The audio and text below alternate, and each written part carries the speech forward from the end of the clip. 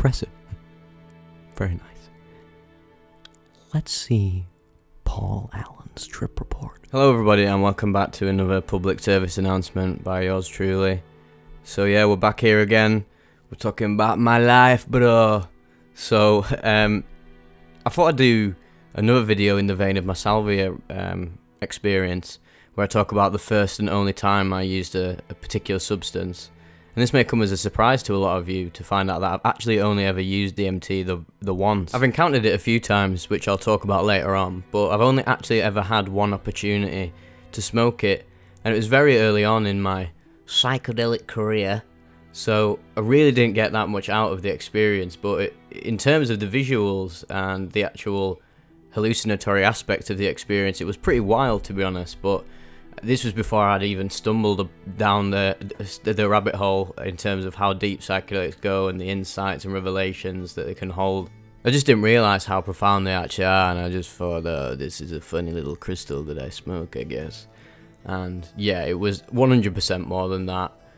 It completely put me on my ass when I actually smoked it, even though I didn't have a massive breakthrough. So yeah, just to run down the series of events. So what happened was that I think it was in 2016. I was literally just knocking about with my sort of like newish group of mates I'd made in the past year, from just seshing and going to parties and trying loads of weird substances for a laugh. Pretty immature looking back, but had some good experiences and met some amazing people. So I got lucky really, because I know people that how old was I back then? I think I was 17, yeah, 17 or something, possibly. Nah, I was 18. Oh, mate, my perception of time is absolutely fucked. So yeah, I was 18. Even, you're still a kid at 18. I mean, I was, definitely. I mean, people mature at different points in life, but I was 100% immature, and the way I used substances was completely ridiculous.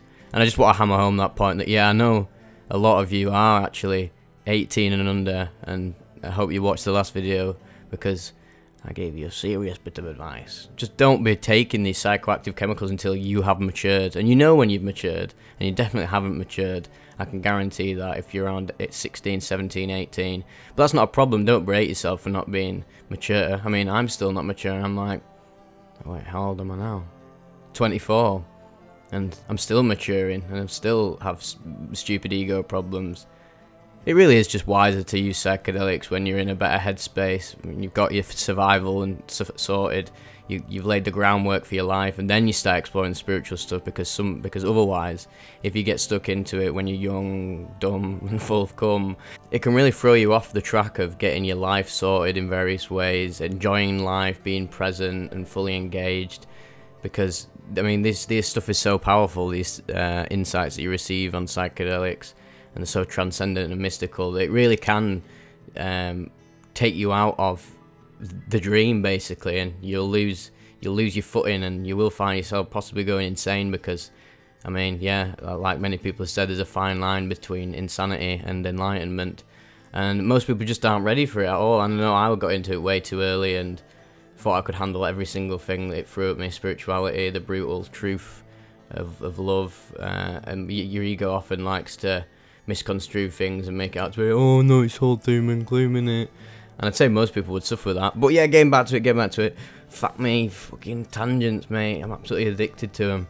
So yeah, I was with a few of my mates that I'd just made, and we were just riding about the city, and we got a call off this guy, and he was, I think he was pretty well versed in the darknet, and he was fueling a lot of the sessions that we went to with all his little arsenal of substances he'd procured from the dark web. And he said that he'd actually managed to get some DMT, and that the few of them were going to go smoke it at a park, and other people were just going to watch and see what the crack was. And I mean, they were all like a year or two younger than me, so it was like, holy shit, it really was quite foolish for us to be doing this so willy-nilly. We got there, and then yeah, they were all tanning this little pipe, and I think I was the only person there, other than the person smoking it, who really knew what it was, or at least assumed he knew what it was all about. But I'd definitely done my research and everything, and I'd been fascinated by it for ages. I'd already taken LSD a few times and other psychoactive chemicals. So in that moment, I just thought, fuck it, if he offers me it, I'm gonna fucking get on that like So obviously the inevitable happened, and they offered me a hit, and I didn't even know how to take it really. I was still so blagged, even like smoking stuff. So I ended up fucking it the first few times. Then he was like, "Oh, I'm gonna have to ask you for a tenner, so for some more because you wasted a bit." I was like, "Yeah, fair enough." So chucked out a lad the tenner, and then he showed me how to properly blast it. And I had like 2 big puffs and held it in for quite a long time. And then yeah, it really does hit you faster than you can ever expect. And what it was really quite shocking, because obviously with other psychedelics you ingest them, and it can take, say, depending on all the different factors, it can take maybe like up to an hour for you to come up, or longer, or shorter, depending on how much you've got in your stomach and what you've had. So the fact that it came on within a few seconds, obviously getting that straight hit of absorption through the lungs, it was pretty jarring to say the least, because the visuals it was like the most intense acid visuals I've ever seen in my life for like a very few minutes. And I was literally just basking in it, and I was having these mad auditory hallucinations. Felt like people's like voices were reverbing. Felt I could hear people that were miles away having conversations and everything, and everyone was, "Oh, is he alright? Looks pretty fucking waved," and all this. And I was just there, absolutely bewildered by what I was seeing. And yeah, I just sat there, and then I had to go back to the car and just sit down and just sort of take in the whole experience. And after a few minutes, it just sort of died down. But in my own head and the experience I was having, I thought it was going on for at least like 20 minutes. Again, a lot of these psychedelics will give you these time dilation experiences of time slowing down or speeding up, or just being at a standstill, or having no logical grasp on time whatsoever. And that was sort of like my first glimpse of that happening, because, I mean, following on from that, in the next year or so, and leading up to now, this year, all the crazy psychedelic experiences I've had now, especially the other week, the Liberty Cap one, where it was pure time dilation, which was fucking mad. Still can't get over that. Just to confirm that, yeah, the afterglow it really has remained for quite a few weeks now, however long ago I made that video, and I went to Rosa. I'm losing track of weeks, me. I can't believe it. It's almost summer's almost over, man. Holy fuck.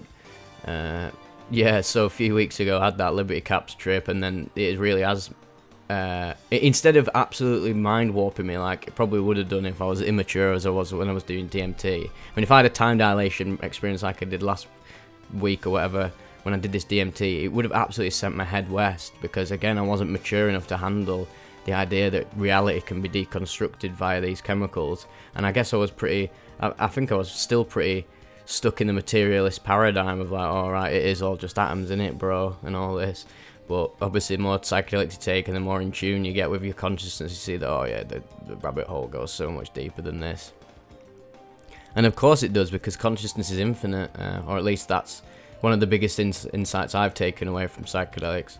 Feel free to disagree with me. I mean, it's all perspective, isn't it? People have wildly different subjective experiences on these substances, so who knows what the truth is. But for me, in my personal direct experience, yeah, over time I've realised that consciousness / reality / the universe / God is infinite, and we're completely intertwined with that. So it doesn't surprise me when people give these reports in and they take loads of LSD and they sort of dream a whole different reality. I mean, it makes so much sense, really, that your consciousness is being amplified so much from these chemicals interlinking all these parts of your brain that it's like your consciousness is literally supercharged, so it can imagine things as being real, as normal physical sober reality. I mean, that makes sense to me, but if it doesn't for you, then fucking that's fair enough, innit, like. But yeah, I just wanted to make this little quick video. I mean, I usually end up rambling more on these personal stories, but this was just a brief look into one of my other experiences with psychedelics, but was mostly interlaid with loads of tangents about fucking not taking psychedelics till you're a bit older, but it's all part of the plan, I guess. You've got to give this advice to people, and yeah, if I was discovering all these mad insights that I'm aware of now, that if they were getting bombarded to me when I was like 18, when I first started the psychedelic journey, it probably would have absolutely fried my brain, and I would have lost a lot of direction in my life, and probably would have taken me down a darker path, I reckon, because I mean, it might not have done. It might have just turned me into a seriously like in tune yogi at a young age, serious monk vibes. But I feel like for me personally, the way my ego and mind works is that it probably would have distracted me from living my life and enjoying things. And I've really, that Liberty Cap trip that I've had the other week really just laid that message firmly in my brain that, oh yeah, you're forgetting one of the most important parts about life. It's not just figuring out the secret of the universe or connecting with God / everything. A big part of it before you start going deeper is just connecting with life itself, just enjoying. I mean, look at this fucking, I just looked at this kombucha can. How fucking, when you actually look at it and strip away your ego and look at it, it's absolutely incredible, isn't it? This nice little drink, and you drink it, it makes your belly feel nice, and it's just so beautiful. But someone who's numb to life will be like, oh, it's just that drink that I drink and that is it, innit? I hope I made sense there. I'm probably just chatting shit. But anyway, we'll cut it short today. We'll cut it short. Yeah, hopefully get some new videos out soon if you're lucky. But if not, you're going to have to fucking just go to bed without supper, I guess. But yeah, I'm going to do some more out there stuff. I want to do another video on the best movies to watch while tripping, or just trippy movies in general. Just to shake things up, you know what I mean? Don't want to get stagnant. Oh yeah, thanks for 45,000 subscribers. This is actually fucking surreal. I actually genuinely cannot believe it. It's getting sort of fucking scary, like, I'm not gonna lie. Just because it's just happened so fast, and it's just quite, I thought it'd take me 5 years, 10 years or something to get to where I am now, so thanks everybody, very nice.